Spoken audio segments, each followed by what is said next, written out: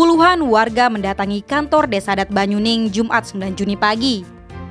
Mereka menyoal tanah aset desa di Jalan Pulau Menjangan seluas 270 meter persegi telah dikontrak tanpa sepengetahuan warga.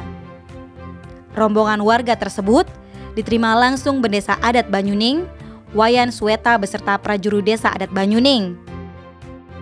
Salah seorang perwakilan warga, Made Wibisana, mengatakan pengambilan keputusan tersebut tanpa sepengetahuan Krama Desa.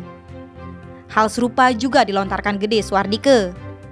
Dia menilai pengurus desa adat melanggar awig-awig karena berdasarkan Perda nomor 59 ayat 1, setiap pengalihan dan perubahan status padruwen desa adat wajib mendapat persetujuan Paruman Desa Adat. Krama Desa Adat pun meminta pertanggungjawaban pengurus setelah aset-aset Desa Adat Banyuning dikontrakan.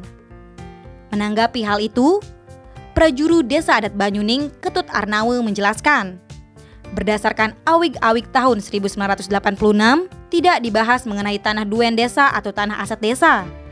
Dengan adanya Perda nomor 4 tahun 2019 ini, Desa Adat melakukan revisi terhadap awig 1986.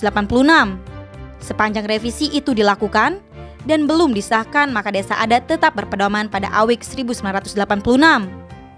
Namun desakan dari Krama Desa Adat itu akhirnya membuat pengurus Desa Adat mengakui melakukan kesalahan. Dari musyawarah yang dilakukan itu, Desa Adat akhirnya mengambil 3 keputusan. Pertama, pengurus mengakui kekeliruan pengambilan keputusan. Kedua, bangunan yang dibangun di atas tanah aset desa agar dihentikan dan tanah yang dikontrakan agar kembali nol. Dan yang ketiga, Desa Adat sepakat untuk menggelar Paruman Agung pada Rabu 14 Juni pukul 10 WITA di Pura Desa Banyuning.